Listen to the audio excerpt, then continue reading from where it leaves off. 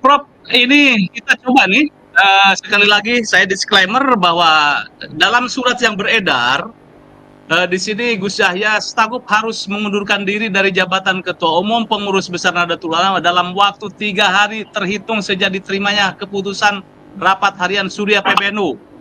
Kemudian jika dalam waktu 3 hari tidak mengundurkan diri, rapat harian Surya PBNU memutuskan memberhentikan Kiai Haji Yahya Holil Stakuf sebagai Ketua Umum Pengurus Besar Nahdlatul Ulama. Assalamualaikum warahmatullahi wabarakatuh. Sahabat pecinta channel Cinta Tasbih dimanapun kalian berada, semoga senantiasa selalu dalam keberkahan dan lindungan Allah Subhanahu wa Ta'ala. Amin ya Rabbal 'Alamin.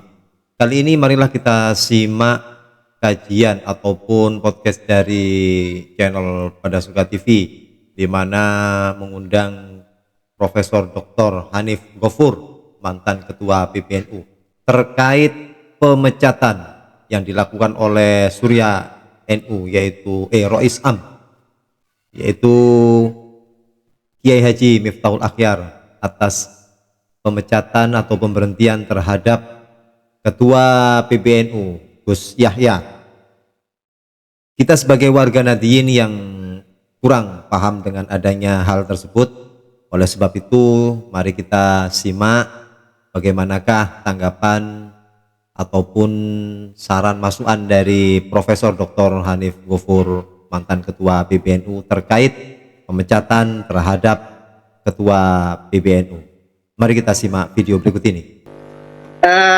Kalau disclaimer, mungkin memang kita perlu menelusuri dari awal, karena surat itu adalah ada surat undangannya, ada rapatnya. Nah, apakah kemudian kesimpulan rapat itu seperti itu?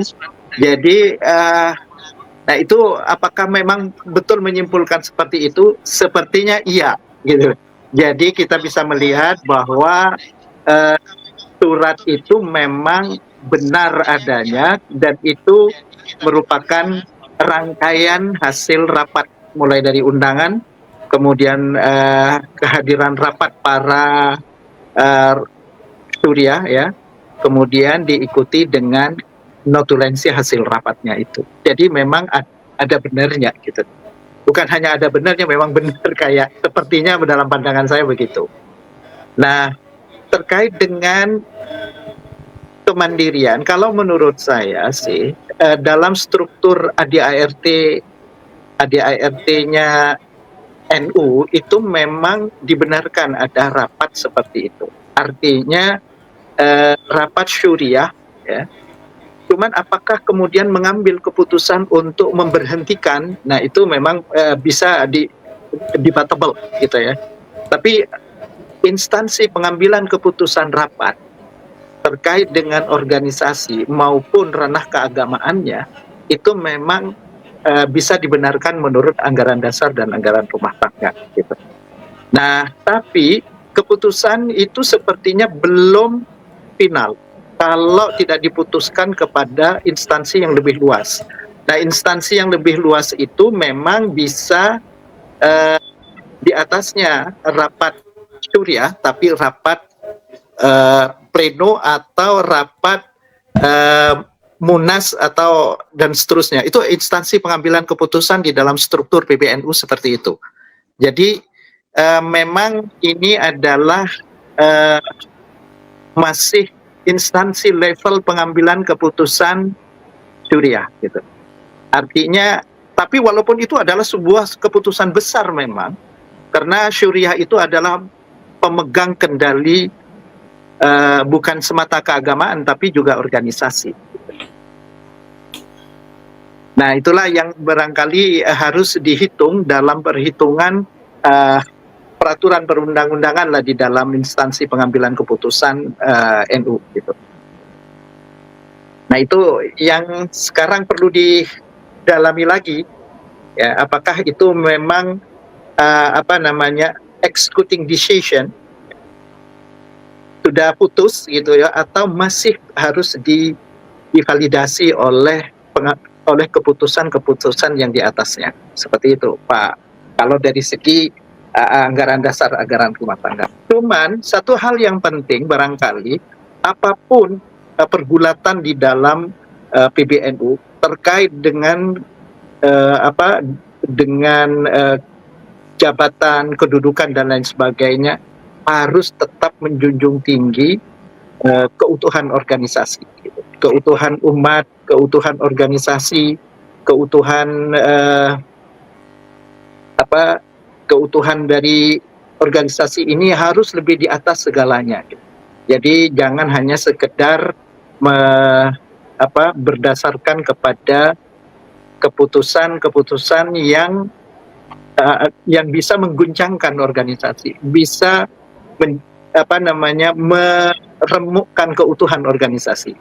Oleh karena itu saya setuju dengan Pak Hikam yang mengatakan bahwa tetap harus menjaga keutuhan organisasi, ya, jangan sampai organisasi besar ini terkoyak-koyak karena perebutan kekuasaan, kemudian perebutan pengaruh dan lain sebagainya. Yang pasti sekarang itu sudah ada faksi-faksi di dalam PBNU itu sendiri, gitu ya. Ada faksi A, faksi B, faksi C dan sebagainya, yang semua itu adalah